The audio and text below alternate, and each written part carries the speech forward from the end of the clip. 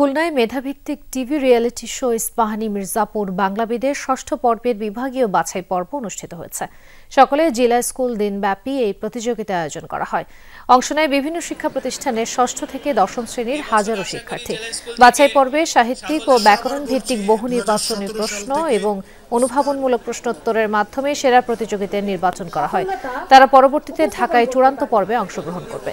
নতুন প্রজন্মের কাছে বাংলা সংস্কৃতি, শুদ্ধ বাংলা বানান ও ব্যবহার ছড়িয়ে দিতে এই প্রতিযোগিতার আয়োজন করে আসছে ইস্পাহানী মির্জাপুর।